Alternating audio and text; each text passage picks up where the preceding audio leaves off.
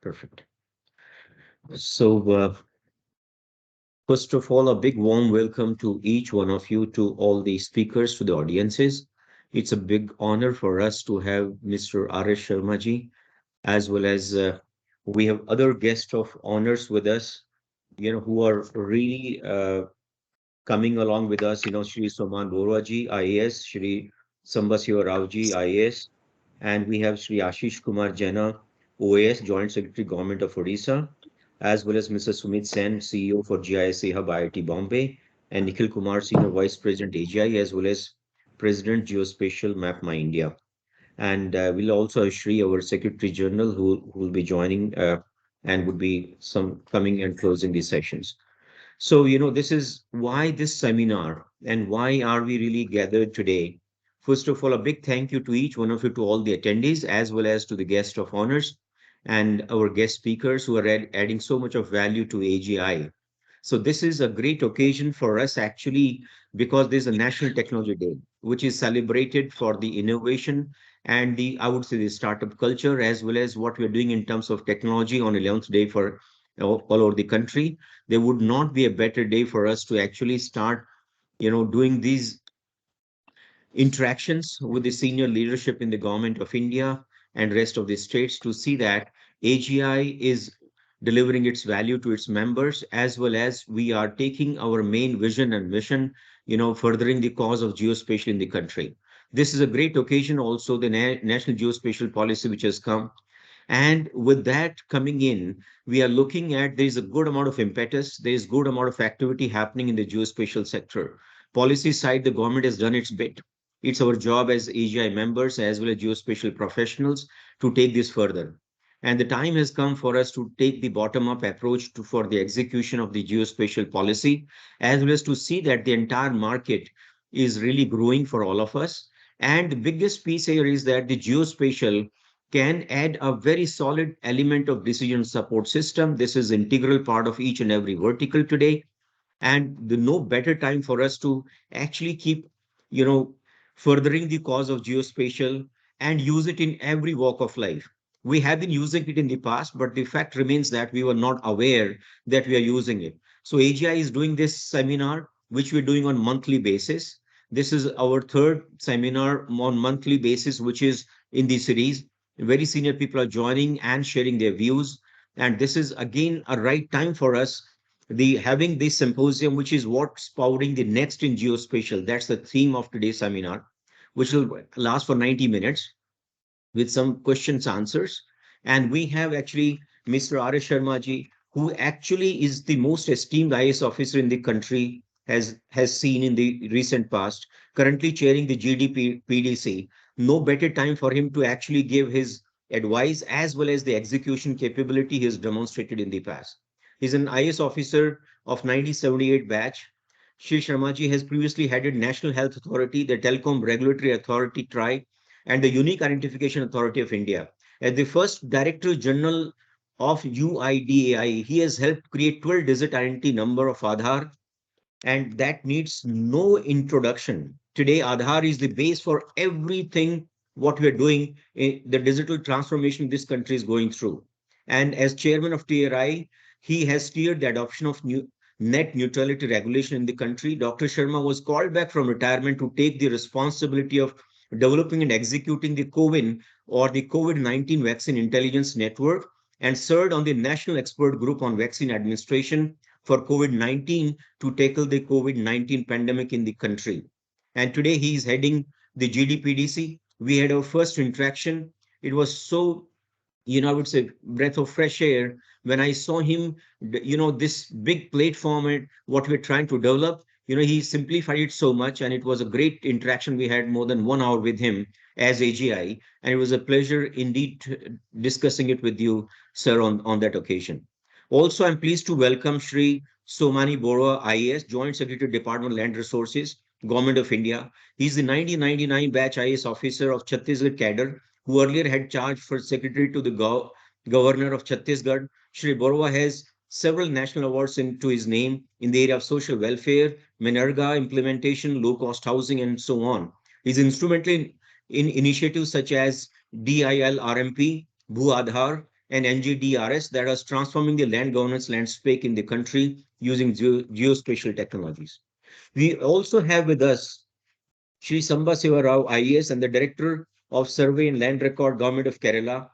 He has played a very active role in which he has actually worked on setting up the Chorus network in the state and the Bhumi mission of digital survey of the entire state. Having transitioned into the public services from successful career in technology himself, Mr. Rao has worked in areas like education, tribal housing and cooperatives, forest rights, and more. As Director of IT Mission, he has initiated major e-governance initiatives in Kerala. As District Collector of Kozhikode, Sambasiva Raoji led citizen-centric governance solutions and effective pandemic management system. He was also the Joint Secretary of Kerala PWD and the recipient of several awards and recognitions. We welcome you, all three of you, sir. And also, as we go, Sri Ashish Kumar Jainaji, thank you so much for joining us. He's the Joint Secretary, Government of Odisha and Joint Director, Revenue Officers Training Institute in Odisha. Shri Sumit Senji, Chief Executive, JIC Hub, welcome to you. And Nikhil Kumar, he's part of the AGI and is also on the call. Thank you so much, each one of you. And I really wish that these deliberations for next, I would say 70, 80, 90 minutes are very, very useful to our members. And we take this cause of geospatial further. And that's how I really give a welcome to Sri Ash Sharmaji to, as the guest of honor, he delivered his thoughts to the entire AGI community. Sir, over to you, sir. Thank you very much, Pramod ji, for that very nice introduction and a very generous introduction to me. I'm really very happy to be participating in this AGI, and let me congratulate AGI for organizing this kind of series of seminars or workshops, whatever you call it. I also, am very happy that some of my young colleagues in the administrative service are also participating in this. It is very interesting to see that the first job as a collector or as an administrator is basically land revenue, land records. That used to be the traditional job which all of us used to do. And recently, because of the fact that digital technologies have come into play, so digitization of land records, mutations, registrations, these are some of the areas where we have all dealt with in our younger days, and now of course my colleagues are dealing with as collectors. So it's really something which is very close to our heart, and it's actually something which is told to us in the academy as also in the field, that the most of the issues in the rural areas of our country relate to land, and they are agrarian disputes and agrarian tensions are one of the major reasons of discontent, and one of the major causes of this discontent is actually non-maintenance of the land records in an appropriate form. Fortunately, unfortunately, there was no technologies at that time to basically make a very scientific and transparent, sort of maintenance of the land records. Today, most of the states have done basically records of rights can be taken from the computer, from the common service centers in every state. So I think it has been a great development, and we all continue to look for the newer technologies of surveying, newer technologies of ensuring record of rights appropriately, then registrations, and then valuations of the land. So I think we are all very well connected with the land as a as a parcel, as a cadastral kind of situation. So that's something very, very important. But what has happened in the process is that we have really forgotten that it is not only the land and the parcels and the fields and the agriculture where this kind of technologies are useful. We have huge areas where the geospatial technology can be put to use. Unfortunately, till this point of time, we were having a very different approach to this, ostrich-like approach, where we said everything is secret and nothing should be shared because everything has some impact on the security and sensitive. This is a very sensitive data and stuff like that. I think that is something which needed to be demystified and kind of debunk that kind of approach. And that is why I think that the new geospatial policy of 2022 is really a landmark, in the whole area of geospatial, uh, sector and domain. So first of all, my congratulations to AGI. Secondly, I think my congratulations to all of you on this technology day. We have all been delving in technologies as bureaucrats, as technocrats, as various industries, and I think technology has permeated almost all walks of our life. I am one of those persons who has actually held the belief that India has large number of problems and issues. I agree that technology is merely an enabler and technology cannot solve all problems. But I also believe that technology can solve India's most of the hard problems which India faces. So technology comes in the, whether it is a direct benefit transfer or whether it is digital identity authentication, whether it is payments, whether it is many areas, technology has permeated all our lives. And we have also truly leapfrogged in the digital technologies. We have charted our own path in this area. Our Prime Minister's vision of digital India, of transforming India as a digitally empowered society and knowledge economy, has been a game changer in this particular journey. Today, we can boast of a digitally connected country with a tele density of over 90%, more than 1 billion mobiles, 800 million internet connections, 600 million smartphones, and the cheapest data rates in the world. Today, every Indian is consuming about 17 or 18 gigabytes of data per month per user. This is actually a record figure in the entire world. Let me also share with you that India's mobile networks transport more data than the mobile networks of US and China put together. People may not believe it, but this is a fact which you can check. The entire country is covered with 4G connectivity and 5G coverage is spreading. Now we are exporting mobile phones to other countries. Our export of mobile phones is of the order of $17 billion in the last fiscal year. In the geospatial domain, National Geospatial Policy is a true landmark. It sets out an ambitious and yet achievable vision of making India a world leader in global geospatial space with the best in the class ecosystem for innovation. It seeks to develop a coherent national framework in the country and leverage it to move towards digital economy and improve services to citizens. Most importantly, it declares, and that's the most important part, that valuable geospatial data collected utilizing public funds shall be made available to businesses and general public. So the basic philosophy is we must share the data to the public which has been collected and collected using public funds. And basically it also says that default is data sharing. Only exceptions will be kind of taken out, but the exceptions will be very few and far between, and they will have to be justified. And GDPDC, which has been constructed for this purpose, will have to be, sort of taken into confidence to make such an exception.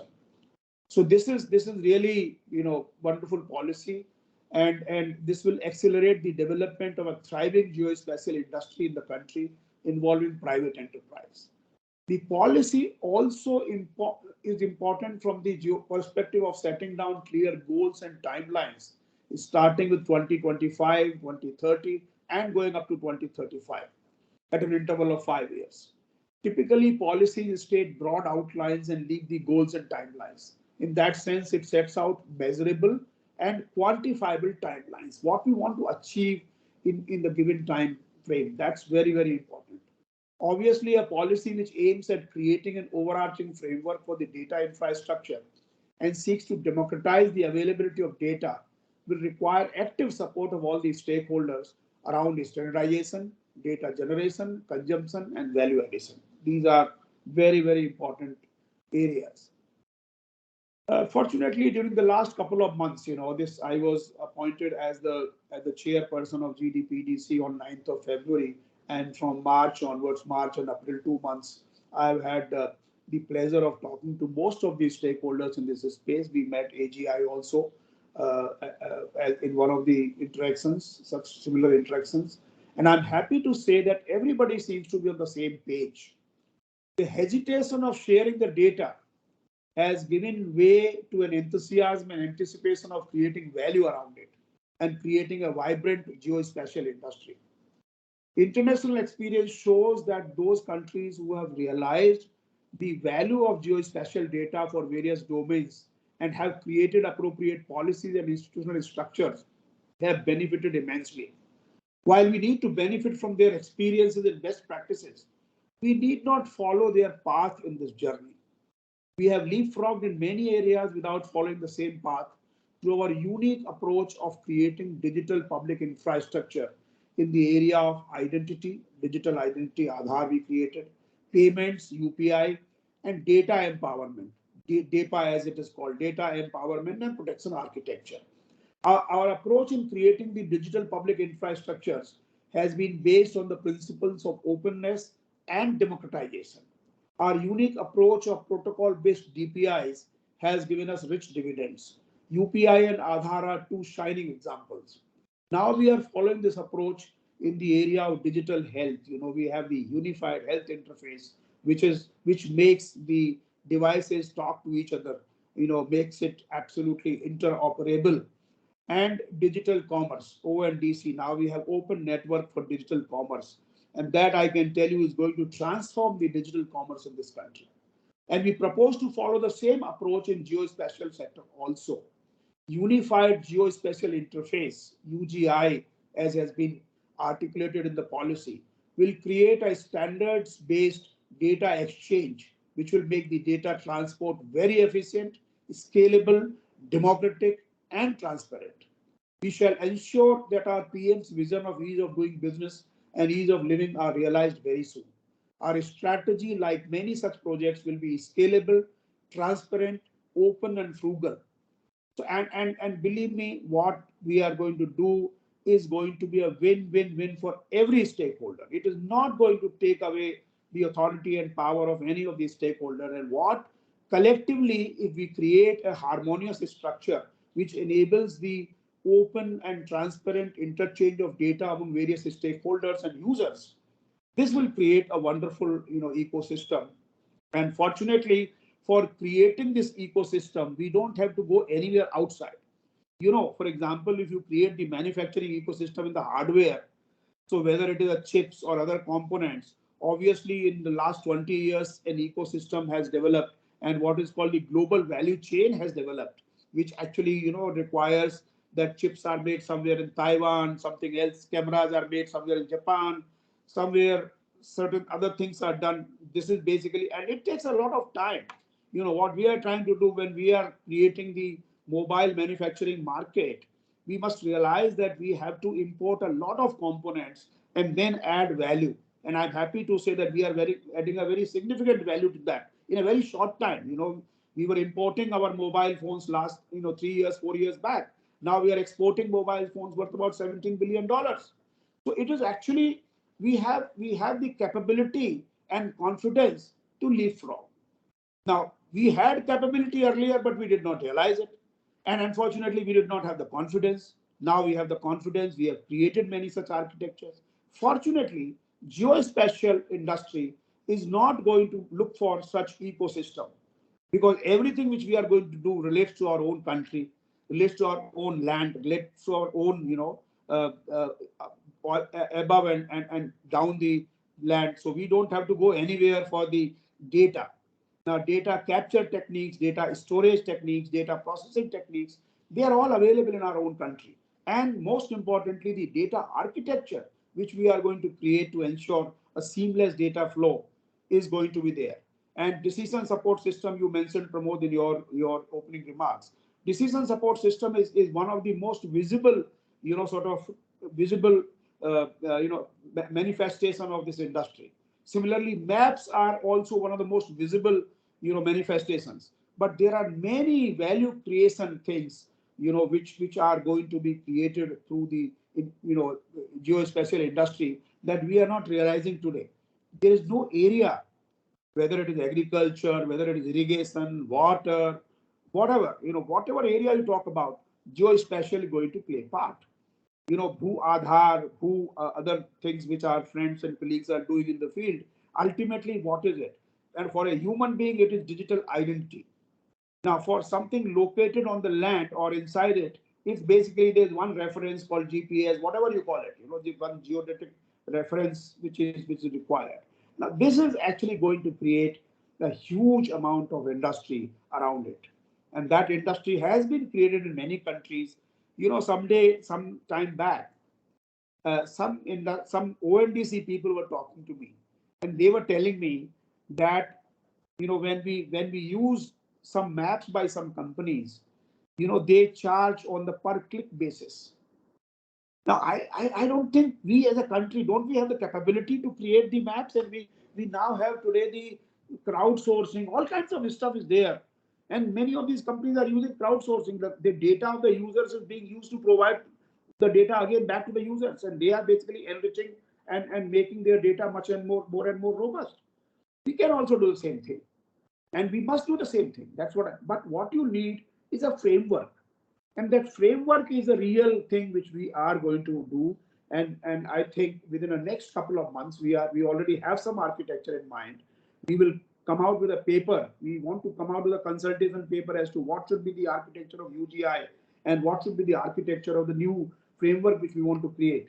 And then only after everybody's consent, unanimity, we will have the policy. We will have the actual implementation of the policy in place, the implementation architecture, as I call it. So that's what I really look forward to, consultation with all of you. I look forward to, collaboration with all of you. And I can assure you that, unlike many other, sort of areas, this is going to be an area where everybody is going to be benefited. And we must make, as the policy envisages, we must make India a global leader in the geospatial space. Once again, I want to thank you for inviting me to share my thoughts, though, of course, I'm quite new to this area. I've been in many other areas. Of course, I also, dealt with the land records and other kinds of things in my younger days. But recently, since last about 20 years or so, I have not done any work in this space. But I'm very excited, honestly. The more I look into the policy, the more I look into the architecture, and the more I look into the possibilities. At this age also, I'm like a child. I'm excited to see what is going to happen. So I really look forward to working with all of you. Thank you so much. Thank you so much, sir, for your such a motivating, talk. And your enthusiasm, your passion, your energy is so much contagious to all of us. Just amazing to hear you, sir. But to be really honest with you, the amount of data what you put forth, everything is so much dependent upon the data what you collect and your checkered career where you implemented, projects of national importance. It's such an honor to have you in the geospatial industry, and you're leading from the front. Such a, I would say, really speaking, Sam, we are overwhelmed with your remarks because it shows so much a positive light that this policy, what the government has, come out with, we are going to implement it. This data interface, what we've been talking, and then the white paper, and looks like you're almost ready with the architecture and the framework, and then it's publicly, given to, the entire industry for remarks. Amazing to see that, we are in the safe hands, and I think the National Geospatial Policy would be implemented in toto, as you rightly said, that it's the milestones which are measurable, and all 5 years, each 5 year we have certain milestones, and your leadership counts a lot, sir. Here, thank you so much for your remarks. Sincerely appreciate. Now, welcome Shri Sonmani Barwaji, IAS, JS, DOLR, and again we are looking forward to hear you and. We will seek your support as AGI and to see that how we are going through. So as guest of honor, please over to you, sir. Thank you very much. I must compliment AGI for this initiative. And I also wish to convey my greetings to all concerned today, because this is also a National Technological Day and we are all celebrating. And I think in a very meaningful event by conducting this seminar. I used to thank Sarma sir for his brilliant insights and ideas and key points, making the context for the seminar today. And I have jotted down few points, so I'll just quickly go through. We all know that geospatial technology touches almost every domain of economy as well as governance systems, not only in our country, but entire world, whether it is agriculture, whether it is industry, development of urban or rural infrastructure, administration of land, which is duly highlighted by Sharma sir already, and economic activities, whether it is financial institutions, resources, mining, water, disaster management, social planning, delivery services, citizen-centric services, I mean, so and so forth. So there's a huge relevance for land administration or land governance to say, for enabling faster, more reliable and manageable creation, collection, updation and distribution of land-related data, which is a much-needed transformation in the context of Geospatial Policy 2022. I can reiterate that land governance is a very complex issue in the context of our country, which is so diverse, not only in cultures or regions, but also in the context of maintenance, as well as recording of land-related information in the entire country. And also we have competing interests among multiple stakeholders. So maintenance and management of land records and transaction is actually a very important component of the land governance system.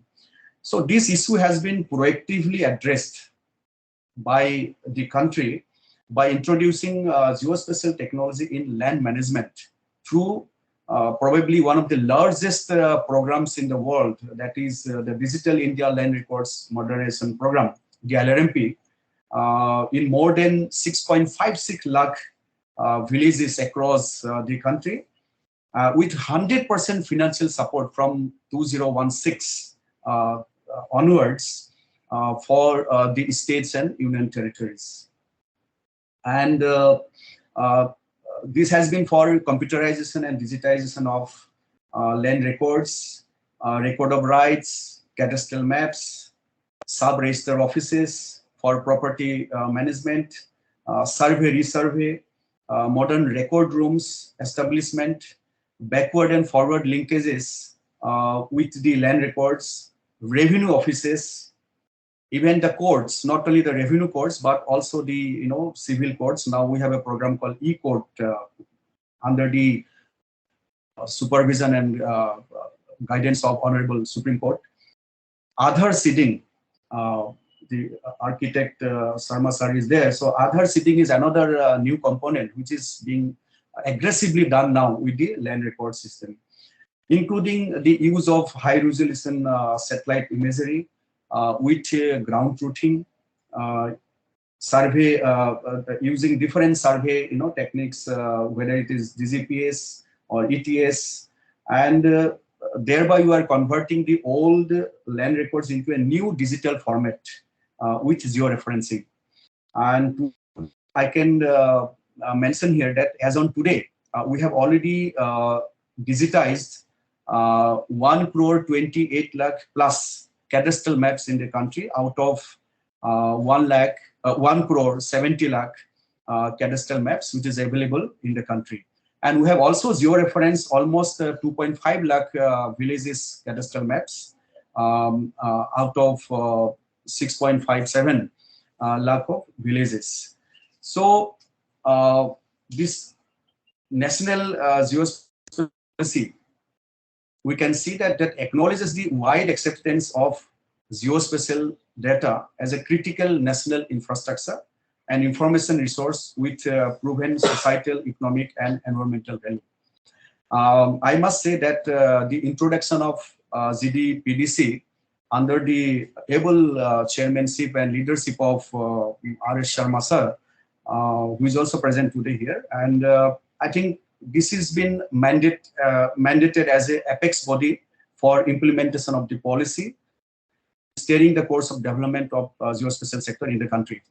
Here are different milestones. So I'd like to mention that there are 3 milestones as envisaged by the policy.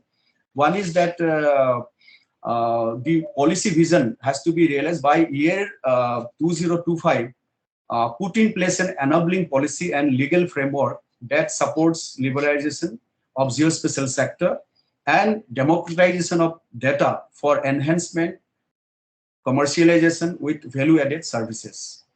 Then another milestone has to be achieved by 2030, that is high-resolution topographic survey and mapping, 5 to 10 centimeter for urban and rural areas, and 50 centimeter to 100 centimeter for forest and wastelands. So this is another milestone.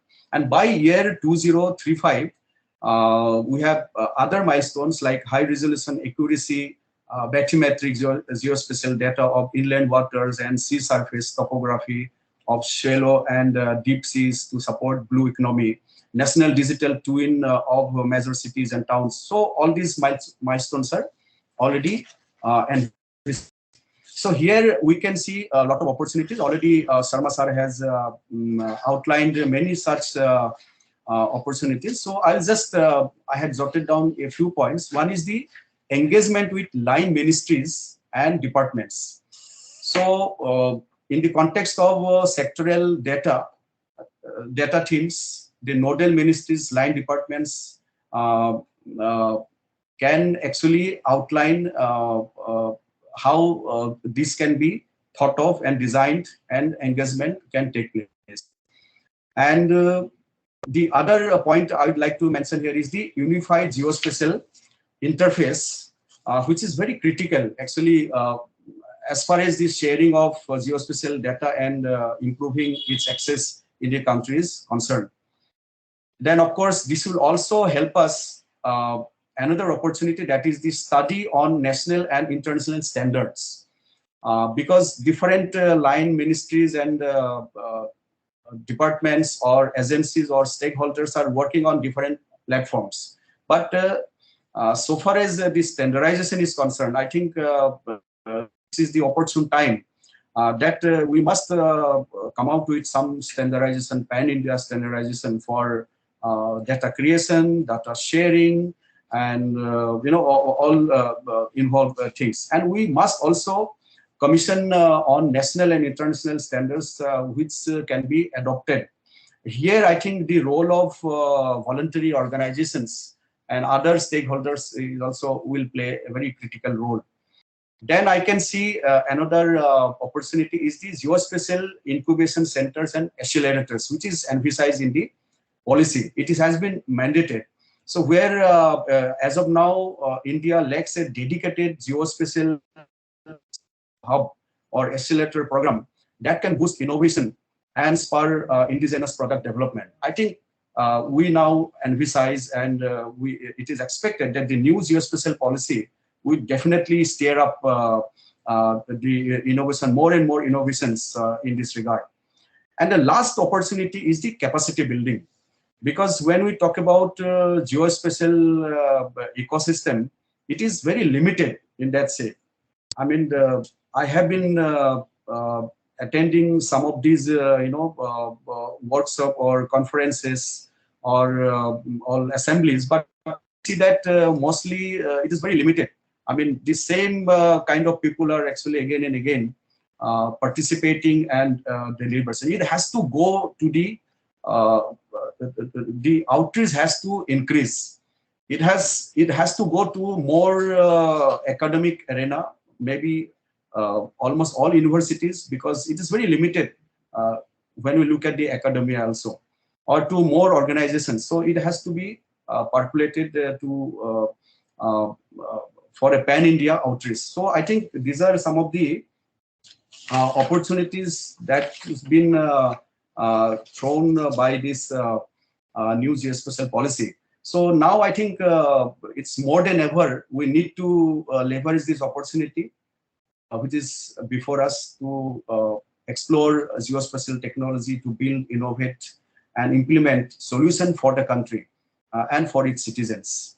The government, I can foresee that the government and industry must collaborate for on-ground implementation of surveys and resurveys, because there are a lot of critical issues which are more challenging before us.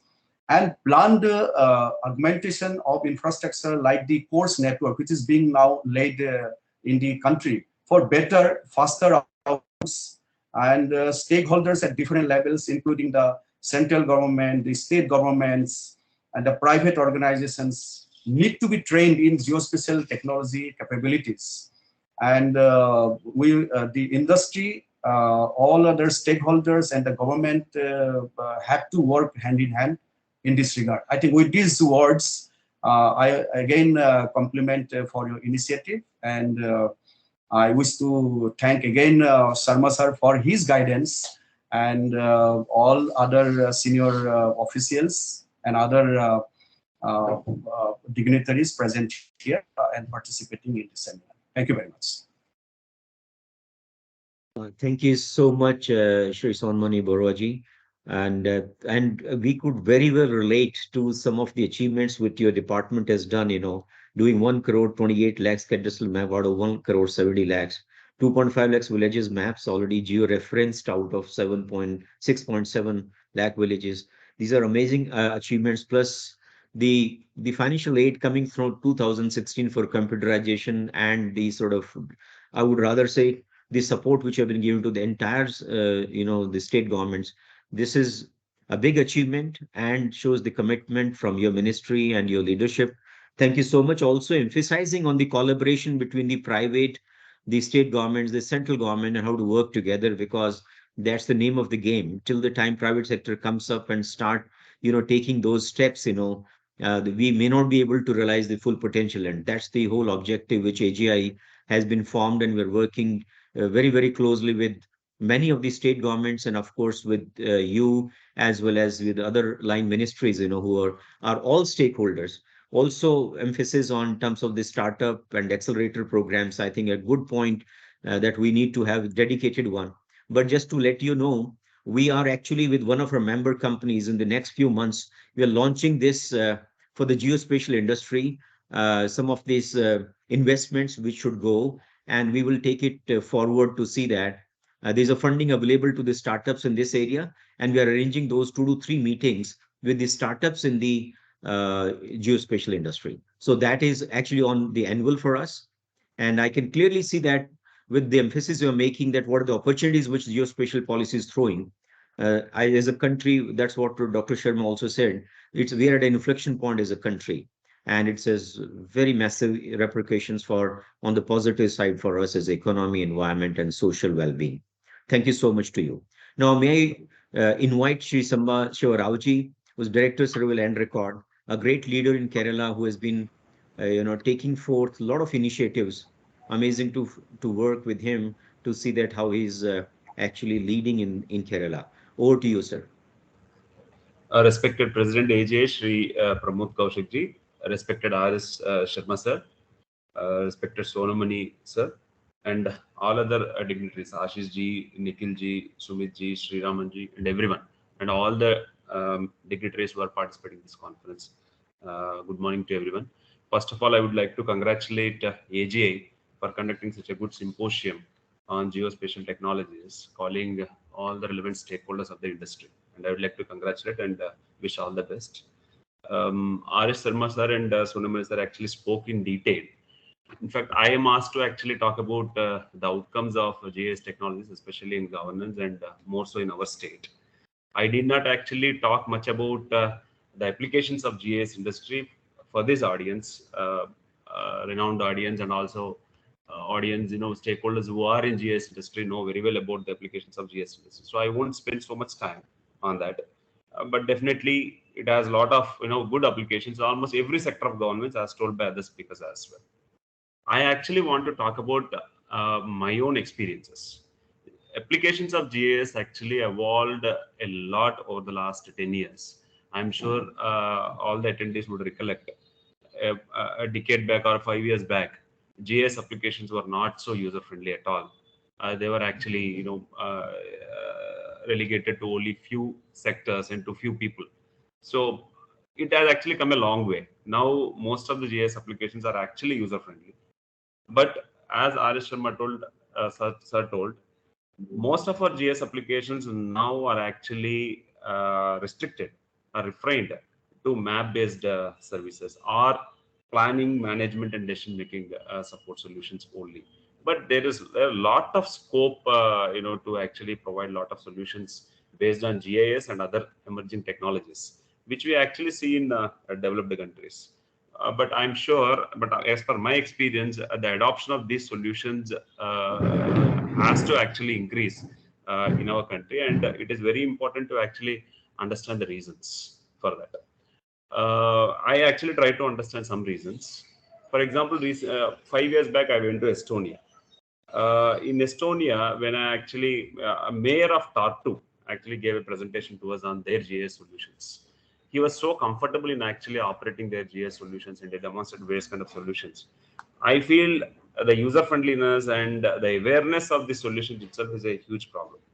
Along with that, I try to understand, I try to actually analyze our own work in GIS solutions. Most of our departments in Kerala adopted GIS technology in a good way when it comes to actually basic solutions.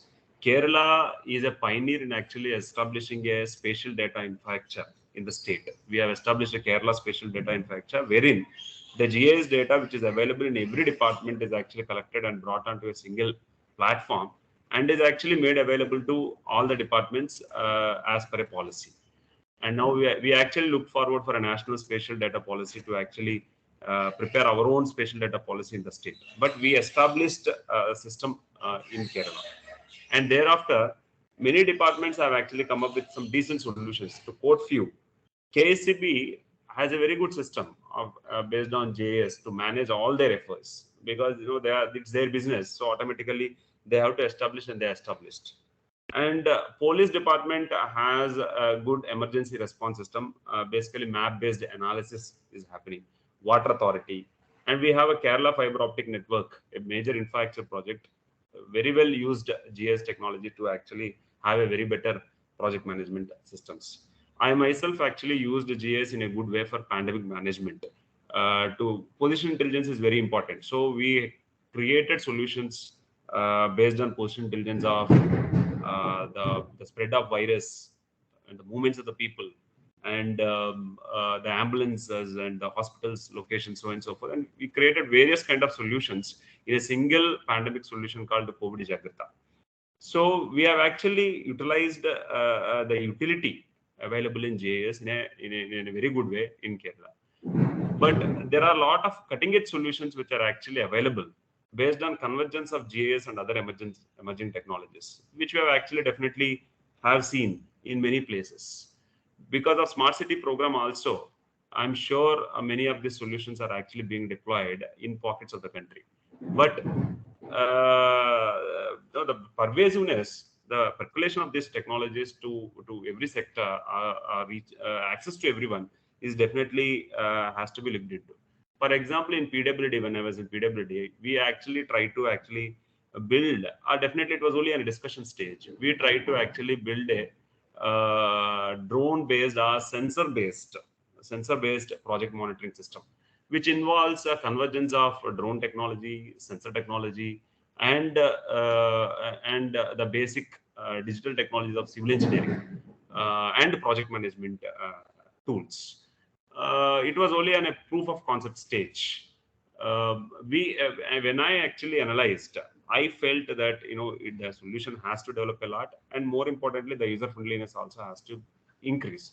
So I had such kind of interaction on cutting edge solutions on a couple of use cases. I felt these are the issues which are actually affecting the spreading of GIS technology in the governance sector. One, the cost of the solutions. Definitely the GIS industry has to look into these issues, which I am pointing it out. These are based on my limited experience. One is the cost of solution, and the second thing is the user friendliness of the solution. And the third important thing is interoperability and integration with other technologies. How easily we are integrating our GIS with other technologies and how easily we are able to ensure interoperability. Maintenance of products is another issue, and the resource pool availability is another major issue. The resource pool availability is actually limited. And another important reason is the awareness of GIS solutions in users community. I actually want to talk about one of our initiatives. Having talked about issues, Kerala is actually is now venturing into a very huge initiative in the land record modernization sphere. We have taken up we are actually planning for a complete modernization of land administration in Kerala. And we feel it is very important to have an updated digital land record system in the state to aim for a total modernization of land administration. So we thought a comprehensive digital survey is mandatory. Through a detailed analysis, we actually decided. Now we are one of the very few states to actually have come up with a comprehensive digital survey program. It has been a long cherished dream and long pending mission of any state actually. Unfortunately, as R.S. Sharma sir told, technology has actually not evolved. Technology is not available. The lack of technology is the main obstacle. Fortunately, over the last 5 years, technology has actually evolved to ensure most accurate and high-speed survey in the state. In GNSS solutions which are available, the geodetic equipment which is available now is actually is a huge hope. So we actually analyzed all the technologies which are available in the survey industry in detail, and we have actually developed our solution. We are primarily going for a ground-based survey in our state as compared to drone-based survey, which is actually used in other states who have actually pioneered. One main reason for this is accuracy. We want to actually, when we are establishing a land record system, we need to actually create the most accurate land record system. And on top of it, one major problem in Kerala is the canopy. Our canopy in the state is very high. So sensing from a remote location is highly impossible. We conducted pilot tests. We even used the LiDAR solution as well. So since we could not get desired results, so we decided to go for a ground-based survey. So fortunately, the technology evolved. We are conducting a survey at a very high accuracy of actually, we have actually set up a target to conduct survey less than 5 centimeter accuracy. But fortunately, we are able to actually do a survey, collect the points at most of the locations at less than 2 centimeter.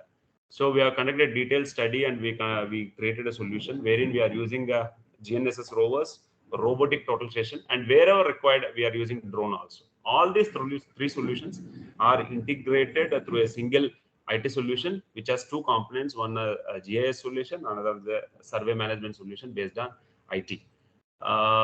We have actually designed this solution, procured, and we have rolled out this solution in our state.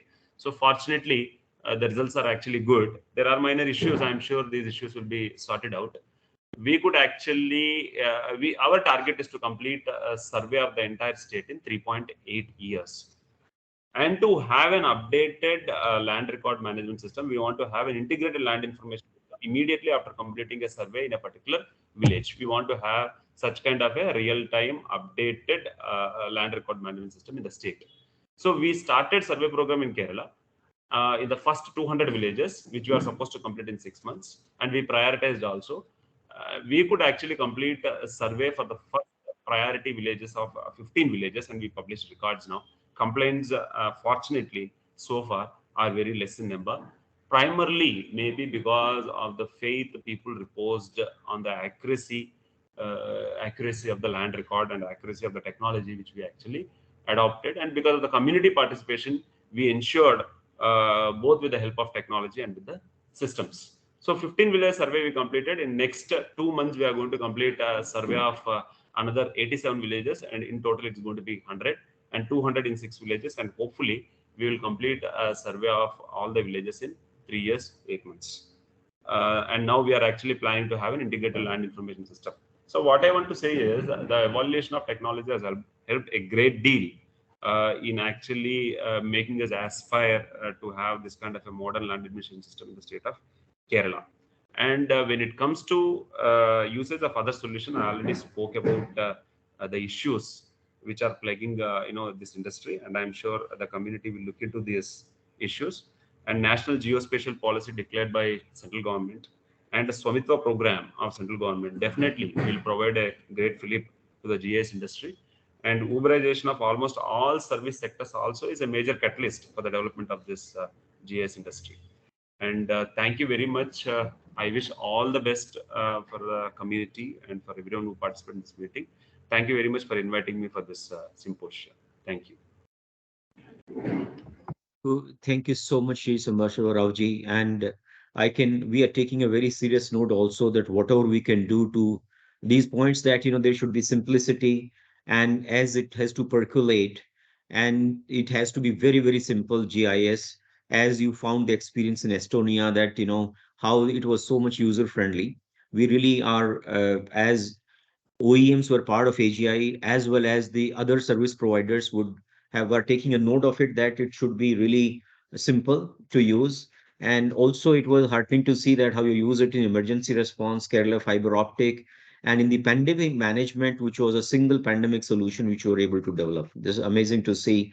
Also, your so-called as leadership in terms of land administration modernization, in which you're taking a comprehensive digital survey program and how the progress is happening in terms of the 15 villages your output is coming, which is encouraging to see. And also, I think you've gone in detail to find how do have the accuracies done and choosing a technology, which is the best for the state, as well as your stated objective that there is no dispute. And the accuracies you are getting of less than 2 centimeters is just amazing to see. Thank you so much for your time, sir. And we sincerely appreciate you being on this call and will be taking note of everything what you said. Now, with this, I really invite Shri Ashish Jaina, who is the OAS officer, as well as he is having a lot of experience in terms of trade.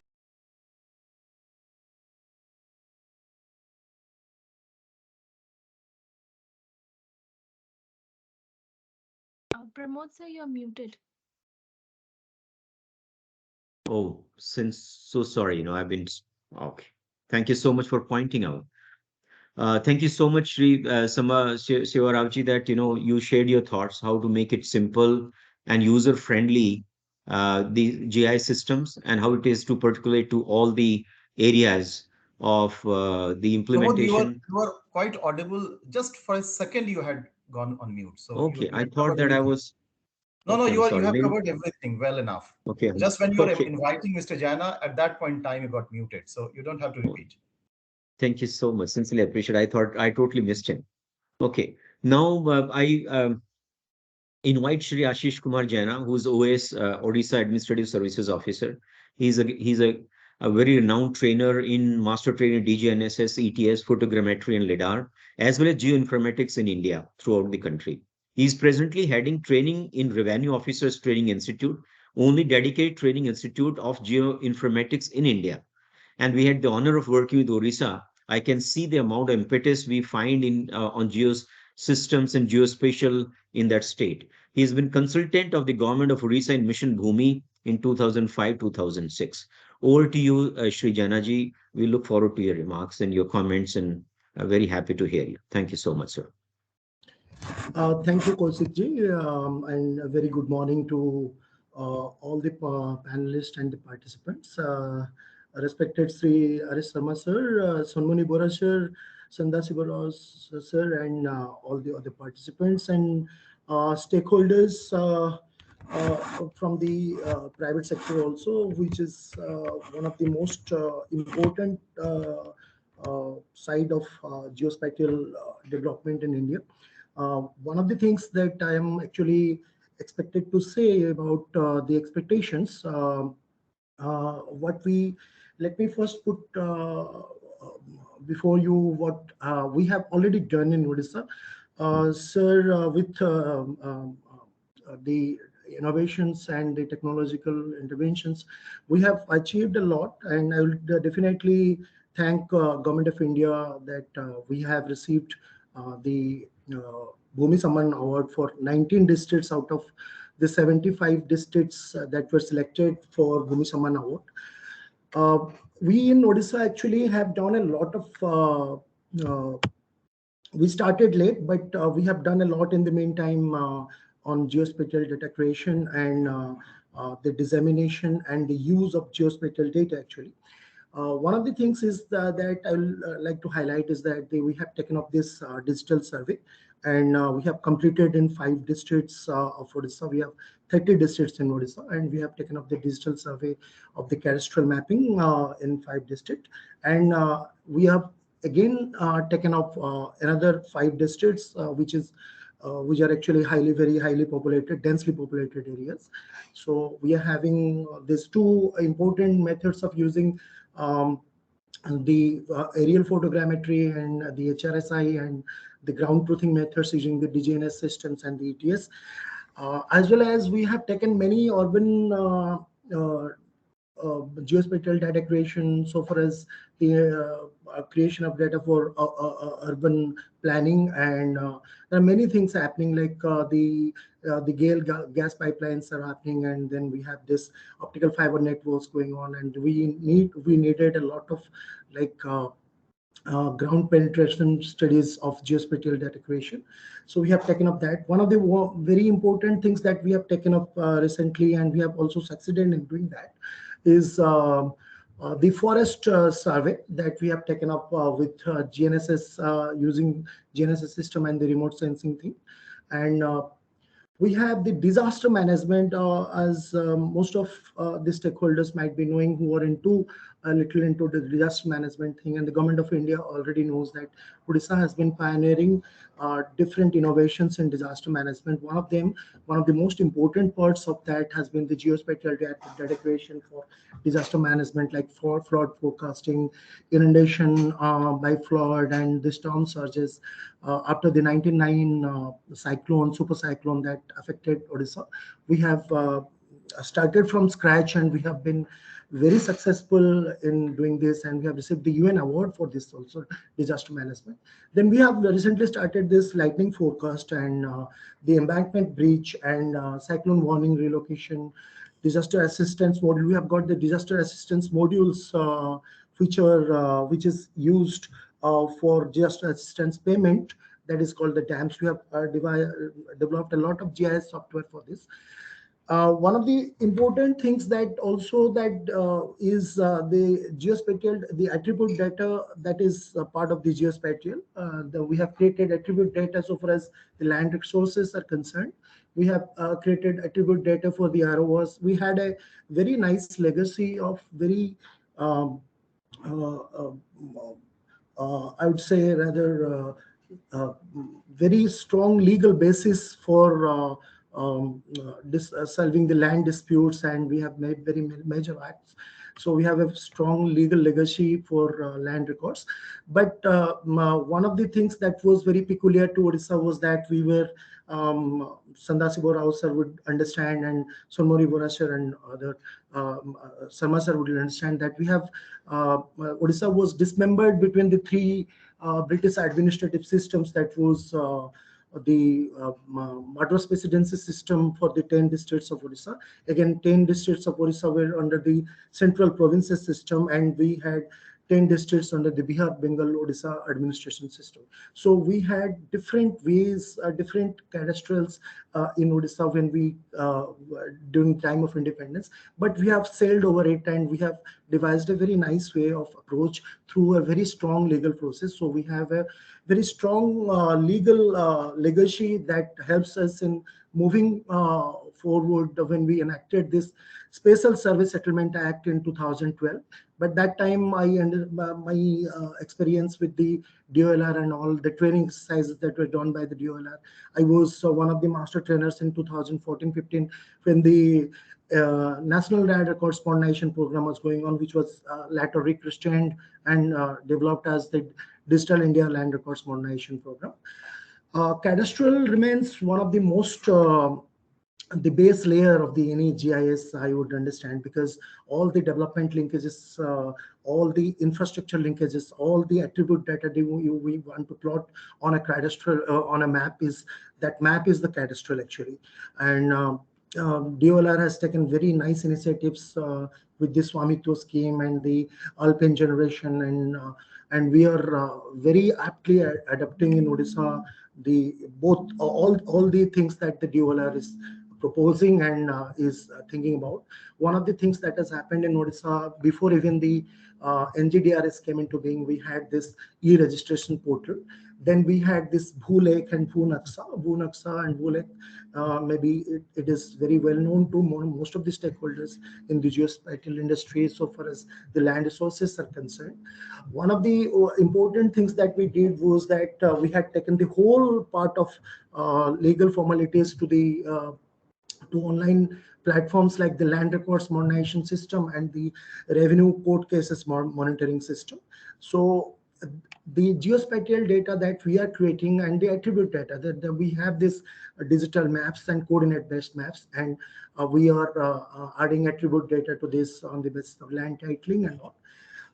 E-filing of the rent, that is one of the most important things that we have done recently in the last 2 years.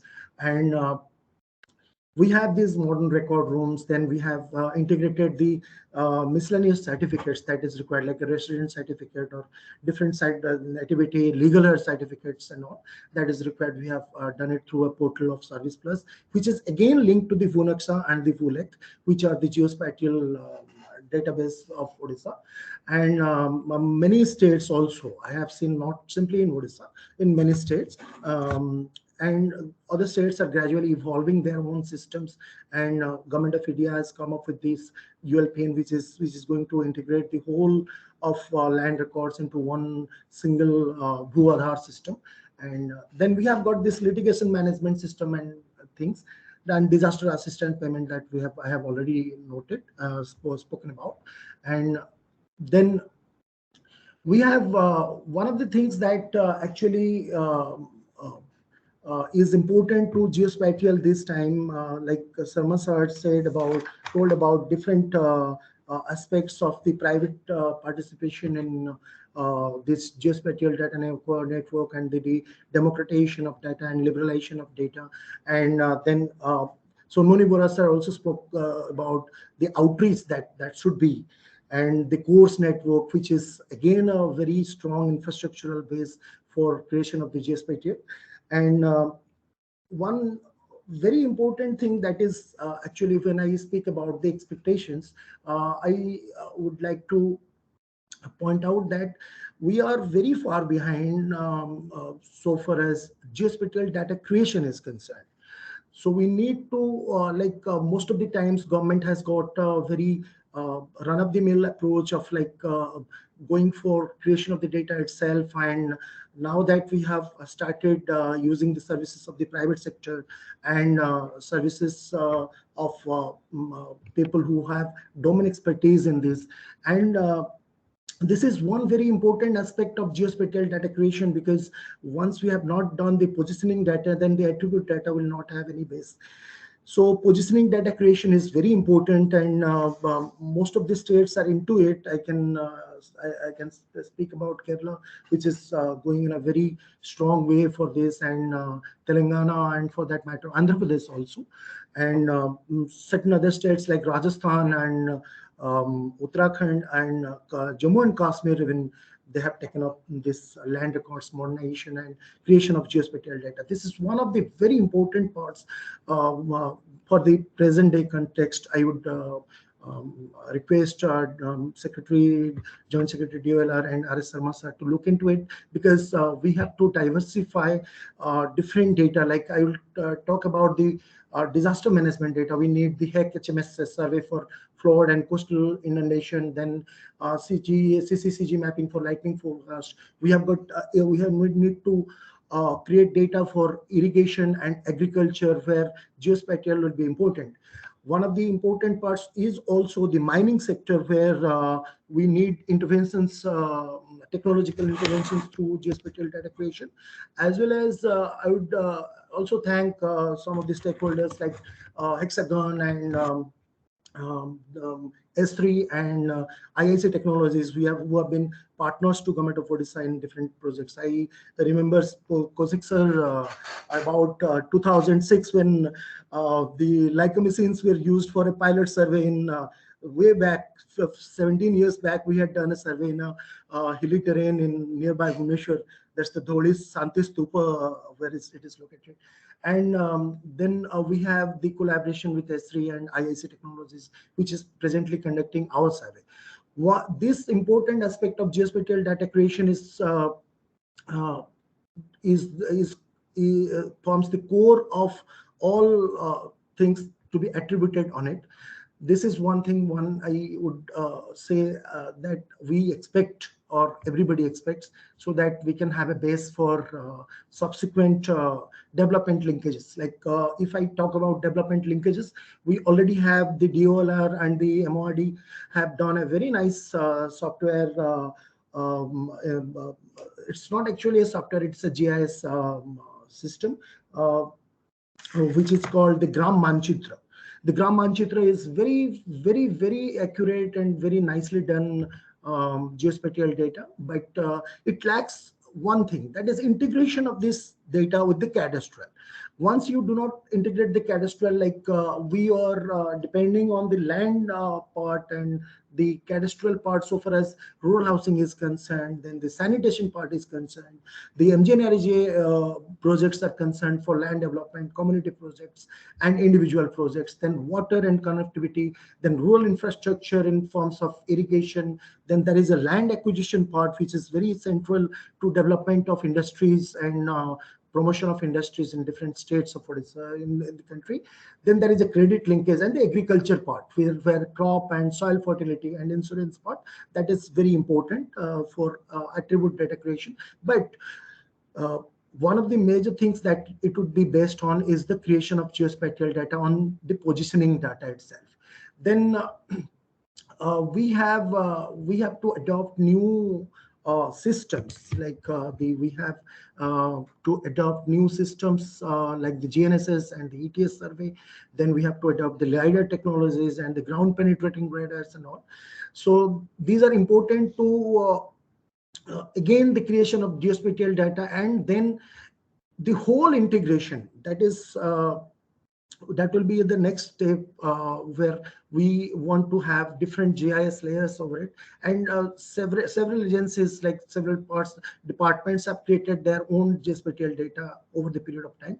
Then we need an integration of this, and that integration has to be based on the cadastral. This is my considered opinion. I would definitely want suggestions from other panelists and stakeholders. Then one of the things is that I must say is that we are lacking in capacity building. That is one of the most important aspects of geospatial data creation, geospatial data integration, and geospatial data use. When Sonmani Bora sir said about the outreach, that only the same faces are coming and the same people are part of the symposium, seminars and workshops.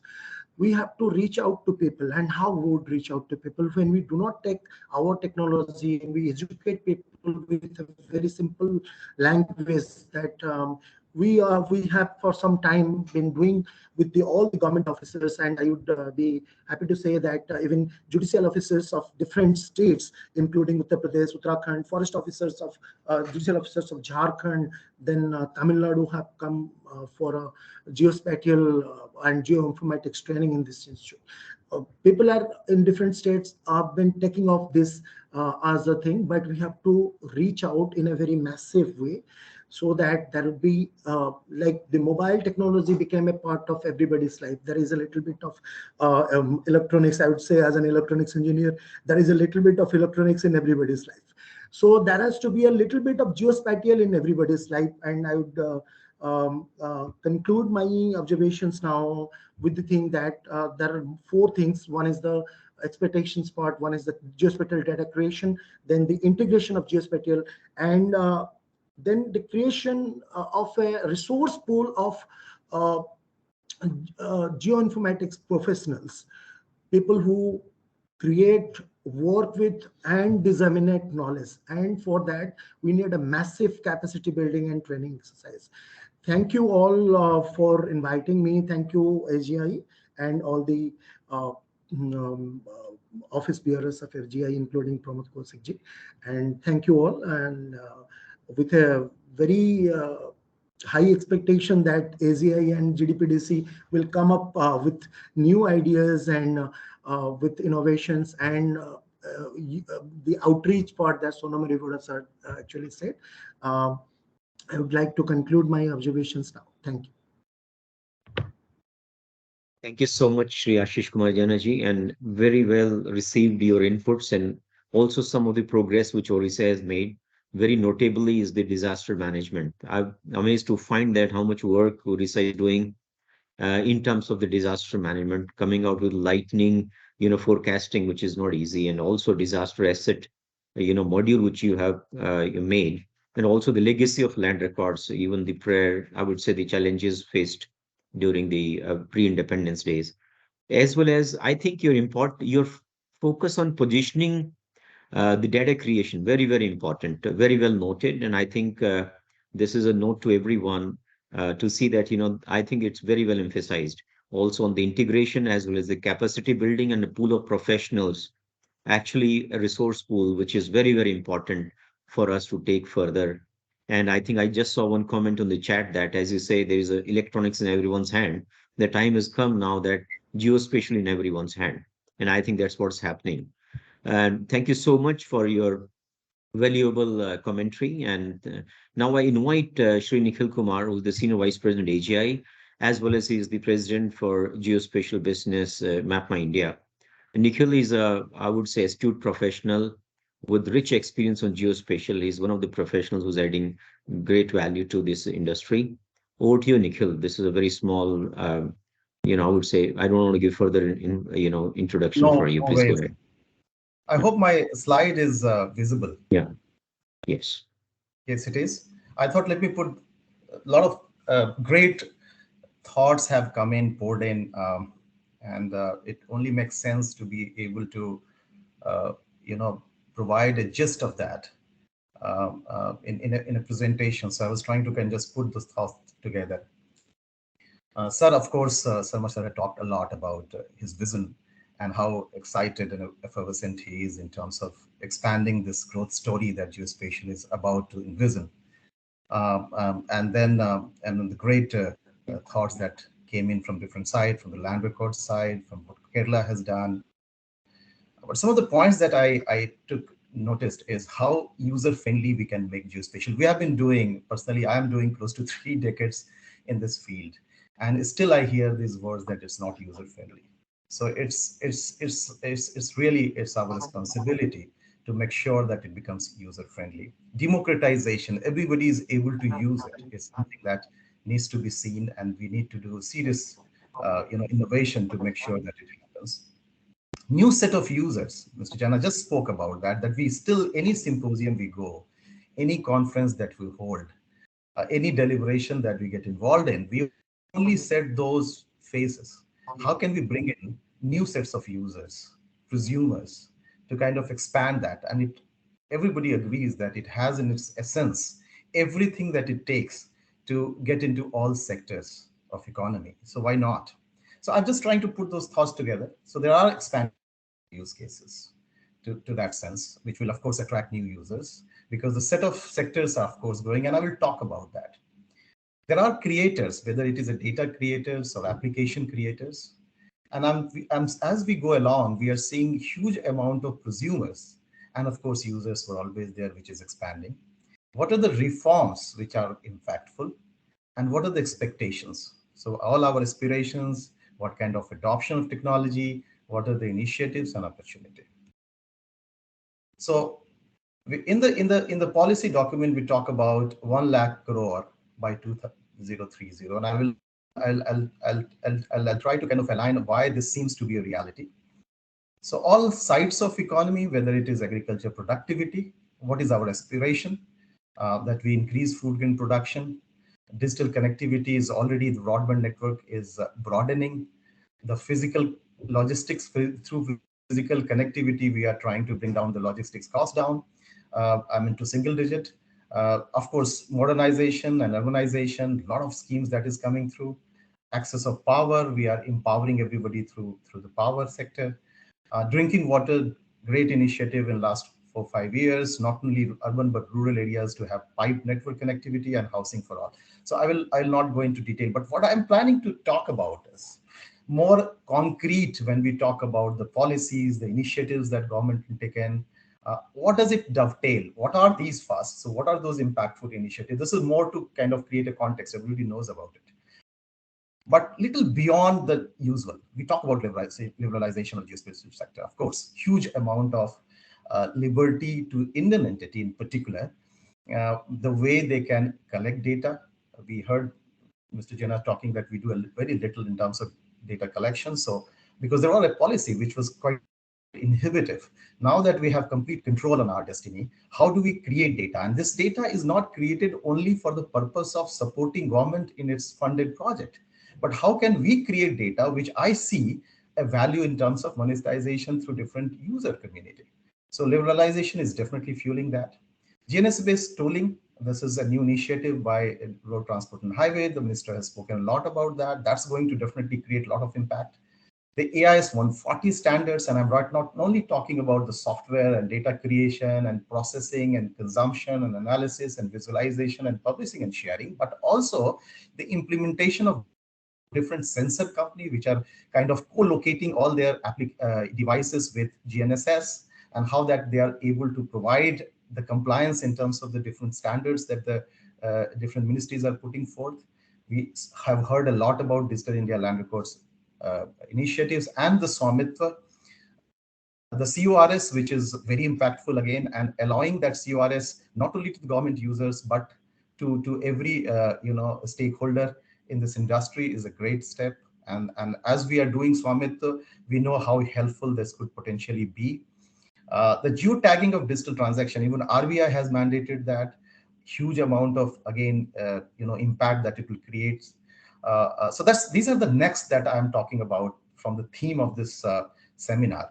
Telematics in insurance, so user-based insurance.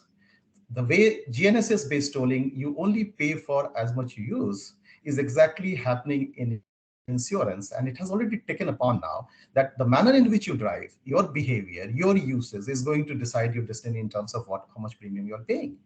The liberalization of drone rule has already done a great impact.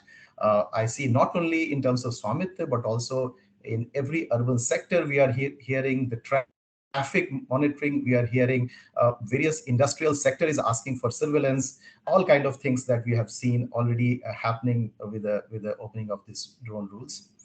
Many urban reform initiative, urban digital mission initiative, and various other digital India initiatives like ONDC, Sharma sir has already spoken about. There are many such initiatives which has geo location context in core of it. So having said that, these impact, how is that creating use cases and in which sectors? So that's something which is very important in kind of concretizing as to where this location intelligence and geospatial sector is consuming itself from the normal obvious of natural resources, disaster management, urban infrastructure. We have been doing that for a very long time, creating decision support system. But how can we expand our horizon? How can we, as to address the question of Mr. Jena, bring in new set of users? So automotive, inbuilt navigation, we have been saying for 2-3 decades, but not this connected, shared, and electric mobility. Even a car company announces, largest car company I've heard announcing, I'm not a car company, I'm a mobility company. And when they talk about mobility, where will they get the basic data from, the basic intelligence from? Geospatial. So automotive is a big sector when they're trying to kind of transitioning from the standard in-dash navigation to this connected, shared, and electric.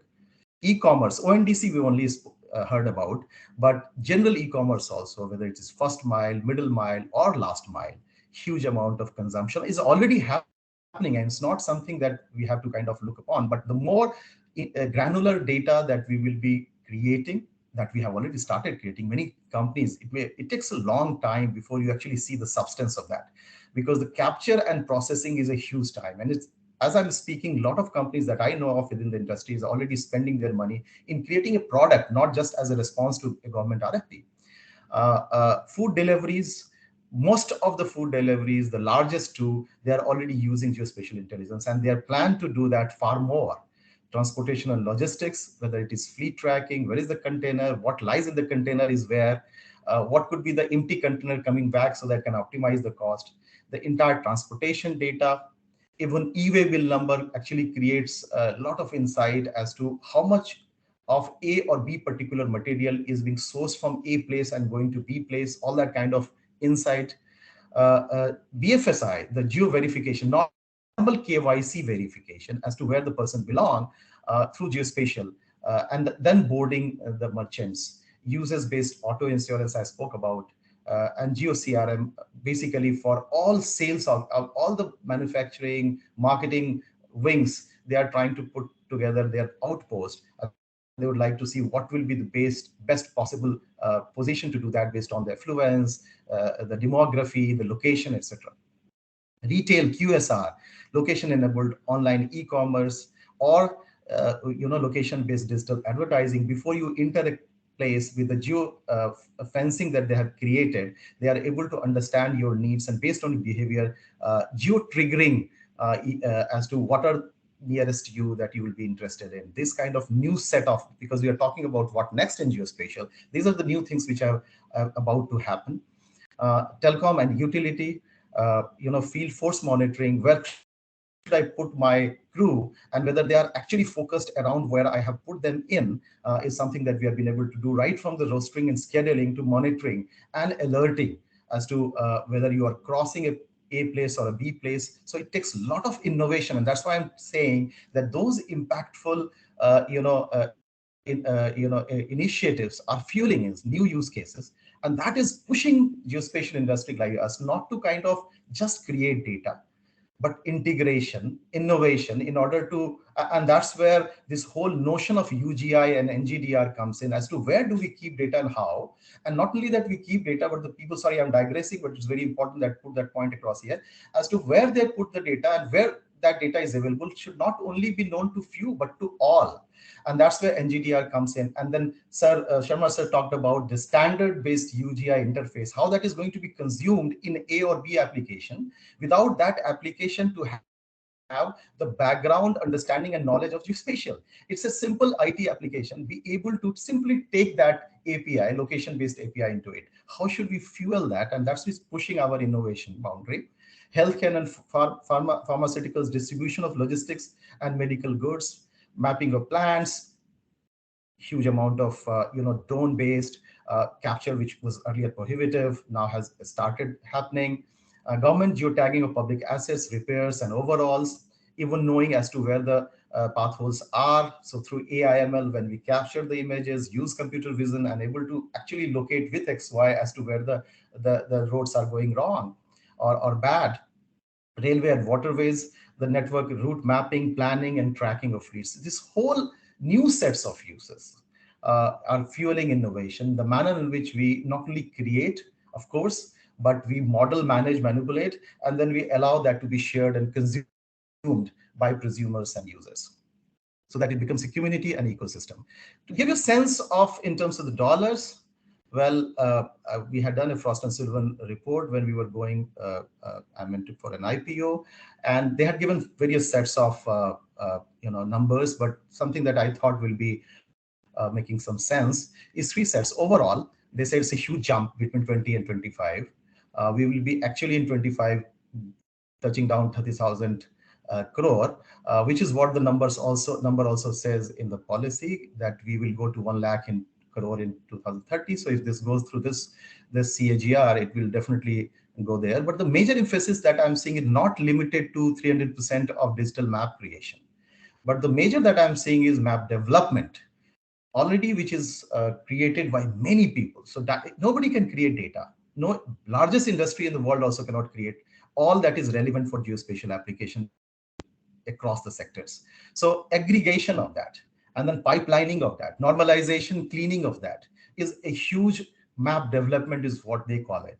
And then allowing that to be integrated, served and analyzed is the largest potential market that they see. So that actually endorses what I was trying to say in the earlier part, that in order for us to be able to feel what we already have, which is very critical, we need to focus on allowing people to get these important data into their application. So what are the key drivers? The growing technology of smartphone, of course, that is huge plus. Increased number of e-commerce and online platforms, the government initiatives. Also, I see the need for geospatial solution and analytics across sectors. Everybody is coming across, wherein there is earlier we had to go and make them aware, but now I see automatically it's part of their requirement. Increasing awareness of connected geo services like in car and many other things. Rising need for real-time traffic for last mile assessment of ETA, and a smart city infrastructure. These are some drivers, but this is what the number says. So, so in order for making it easy for others to get it, what kind of platform that we as an industry need to give? And we in different companies are working on innovation of providing different set of things. But the vision that we have in our company, we have created that we need to know who the users are. Sorry, I will hide this. So it could be enterprise users, it could be developers, it could be solution partners, it could be consumers or providers, it could be citizen, it could be managed service customers. So why do users come? So it could be for map making. Even within community who are creating map might require certain set of map. For instance, if I'm creating road network and I don't have curvature data, I might go to Survey of India and say, can you give me that? If I'm creating a utility, but I don't have a gravity data, I can go to any organization, ask, do you have gravity data? So the map making then create location intelligence out of extracting, because 80% of the data available has some location context. So we need to, so many companies would want to kind of create location intelligence into it. Somebody would like to just manage and enrich it through their own set of data from others. So these are why people will come onto the platform. What will they do? They will do conflation, ingestion. They will just consume location services. They will visualize, analyze. They will create application development. They will have positioning services. They will have asset repository, wherein they will integrate with different subsystems of IT. How will they come? Now, this is very important when we talk of UGI. This could be not a data, then you just zip it and ship it. No, they would like to just simply integrate that into their application. It could be an app, it could be an API, it could be entire native API for different mobile devices, SDK they call it, both web and mobile. The manner in which could be commoditized or monetized when we talk of industry, it's not only democratization. Unless you commoditize it, you cannot monetize it. And unless you do that, well, there's not much sense in kind of democratizing it. So the whole model is available. Once we get into how they consume model, then we can always put a layer on top of it. And that's what I call integrated content services, agnostic multi-cloud hybrid system. So if we create this kind of model, and I'm working on creating this model, wherein it becomes an ecosystem of the sort, where not only I, but multiple other agencies can actually sit in and extend that as a very user-friendly API consumption model. I think that's it for now.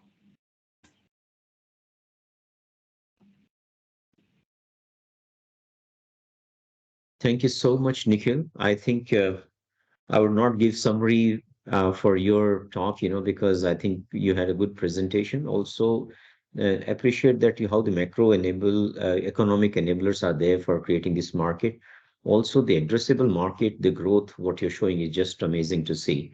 So, and also some of the structure, what you put in place, I think, and you're developing is very nicely summarized. Appreciate. Now I go over to Mr. Sumit Sen, and he's actually CEO for GISC Hub for IIT Bombay. He's very well known to us, a big supporter for AGI. We find him in various of our events, and we keep working with him very, very closely to see that how the geospatial as an industry can grow. And he has more than 10 years of experience in this IT and IT enabled services and the geospatial piece. He's a very keen learner, I find, and is a big proponent of creating a larger ecosystem.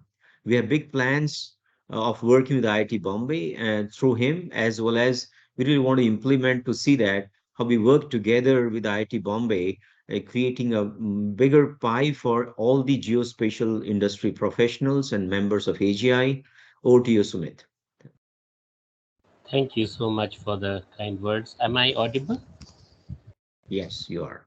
Yeah. So I hope my slides are also visible. Uh,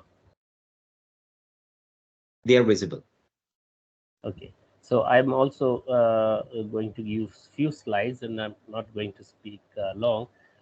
Thank you. Still, I think good afternoon to my seniors, colleagues, the speakers that have spoken earlier. I think they have already done my work because what I'm planning, what I'm required to do is speak about the requisites in powering the next in geospatial. And I will just start with the optimism that we are in a very interesting time where there is a large gap in terms of what geospatial technology is delivering and what it ought to deliver. And this large gap, it provides a huge opportunity. It is a huge opportunity in the context of the large uh, employable population that we have in India, the eager learners and the new professionals, as we call them. And so on the left hand side that you see is a traditional GIS as we have always known. And on the right, many of you have, if you're familiar, this is a HD map generated out of multiple technologies, including AI/ML, which we always hear. But more importantly, it provides you uh, the ability to navigate at mm, sub-centimeter level accuracies for autonomous driving. That is the use case here, but many other aspects of daily life. So this gap, this opportunity, points out to the most the interesting thing that we are facing right now is this is the age of collaborations, consortiums, and multidisciplinary innovation, where science, technology, and engineering come together, and we are seeing paradigm shifts in what we know and what we are able to implement. The opportunities or the requirements, the requisites are very large. And the only way, as an academic institute, we need to invest in ourselves. We need to invest in capacity building that many of our previous speakers have spoken about. And when I speak about capacity building, of course, as an education institute, IIT Bombay has its 100% in that. But we look at this as a consortium approach. We look at this as a global approach. We look at it in multiple ways for capacity building. For example, within GIC Hub, we spend almost more than half of the money that we have in training and putting our staff through various programs across the world, so that the capacity of the young people goes up in terms of delivering. Um, Pramodji is right. Sumit is always visible in AGI, but I would like to change that. I would like more of people from GIC Hub to come and speak in AGI forums.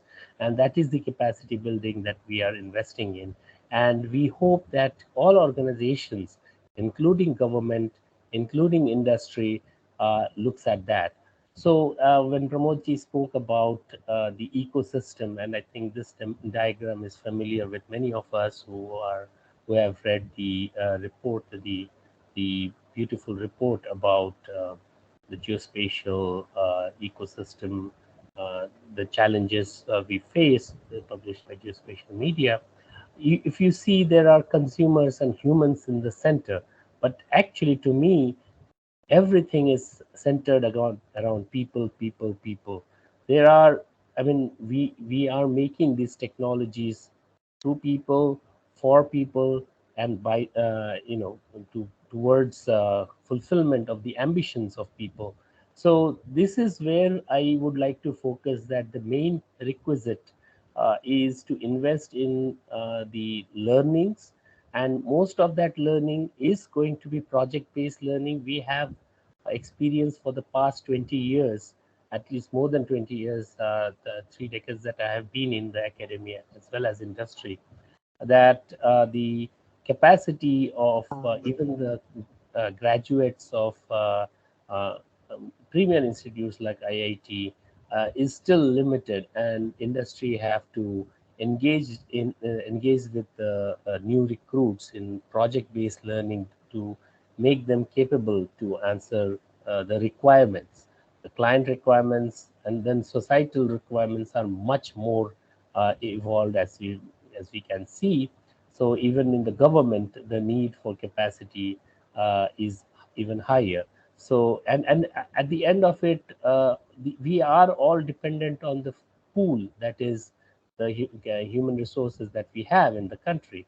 So I also want to reiterate the need for partnerships, for co-creations, for coming together, because now is the time where if we don't come together, industry, academia, and government, we will probably miss this opportunity that we are speaking about, that has been enabled by the new geospatial policy, by uh, the enthusiasm and investment that we have in this sector, and hopefully we will make a mark here. So in summary, geospatial is changing in a big way, and new capacities are needed to grow the geospatial ecosystem. The new geospatial policy, Digital India, Make in India are all in sync with these aspiration of uh, growing the geospatial ecosystem. And the aspirations need to sync with our capacity building efforts. We at GIC Hub are happy to partner with government agencies and industry. This is the conceptual modeling workshop that we conducted a few weeks back, where we had 12 government agencies and also industry coming together to do the training program. And we conducted geospatial, the winter school, and we will conduct it this year. So we are in that path, and we look forward to collaborations and together to move forward in the next step for geospatial technologies. Thank you. Thank you so much, Shri Sumit Senji. Very, always a pleasure to listen to you. And we sincerely honor and we are very privileged to have your association. And we want to take this further. Very well noted on some of the areas. You have very well summarized, in terms of your own presentation, that co-creation and partnership is the name of the game. Otherwise, we can miss the bus. Why we really appreciate the efforts you're making at GISC Hub. And we are AGI are very keen. I think we'll take this further. And also very well summarize that NGP, Digital India, Make in India, they're all in sync, and we have to meet those aspirations. And how the very well, the first slide you said, the traditional map or the HD map are throwing opportunity, and India being aspirational society, this being a, I would say, domain, geospatial is aspirational today because of the policy changes. We would want to make best of it, and there's no better summary than saying what's the need for capacity creation starting with you. There is everyone has to learn, and then we create this. Now, with these words, I request Sri GV Sri Raman to come and present a word of thanks on behalf of AGI. Thank you, all the guest speakers, and over to you, Sri. Thank you very much, Pramodji, and I hope I'm audible.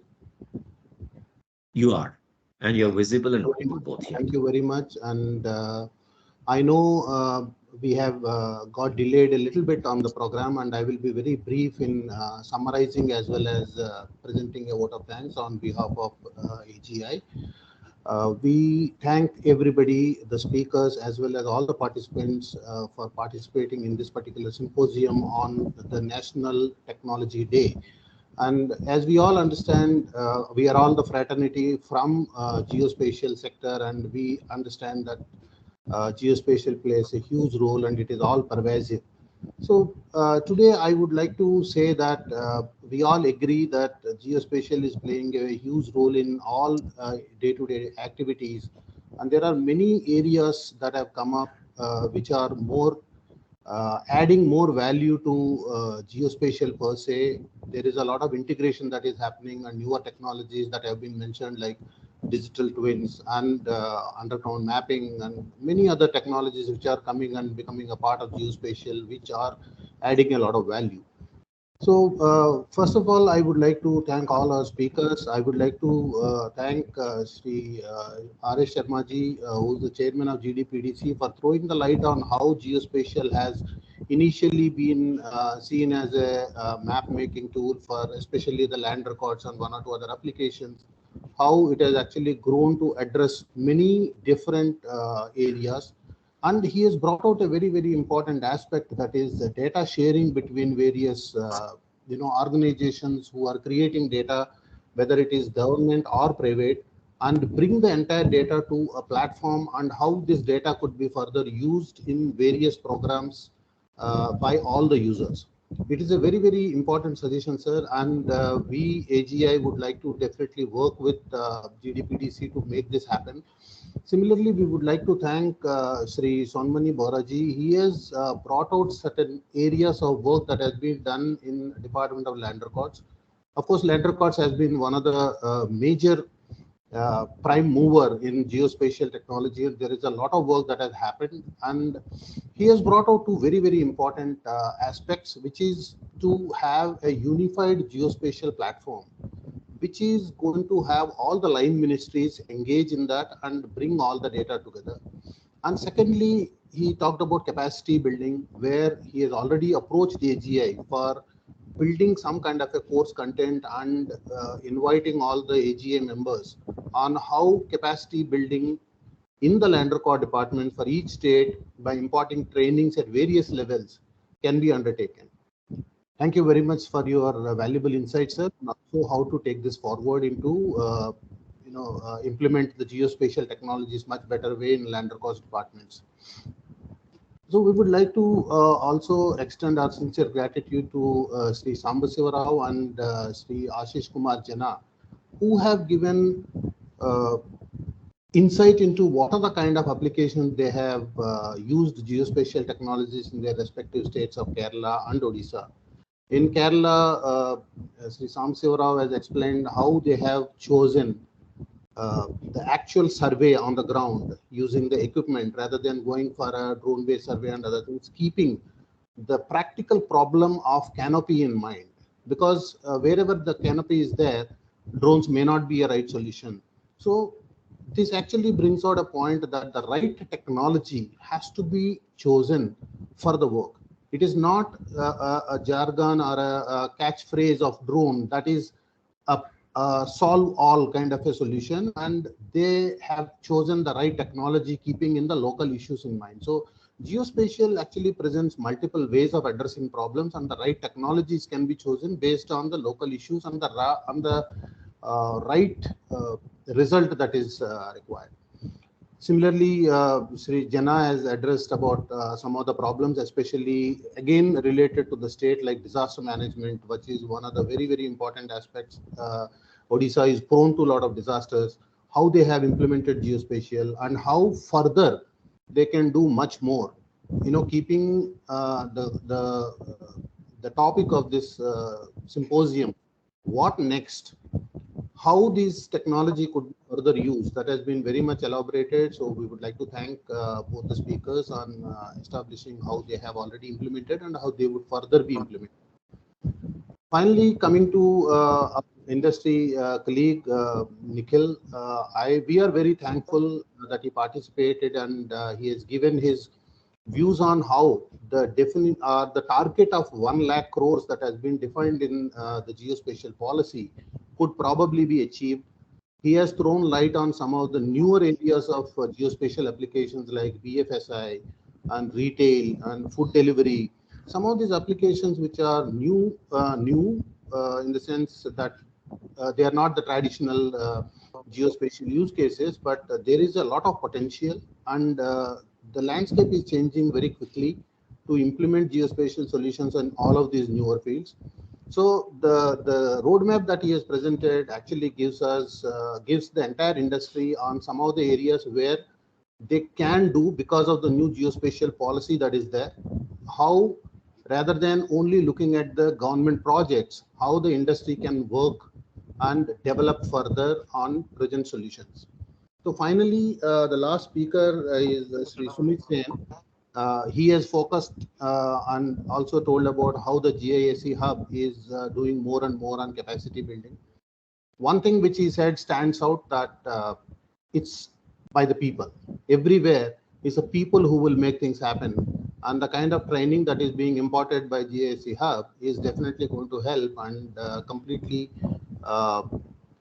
fill in the positions at various levels in the GIS ecosystem with the right kind of people with the right skill sets.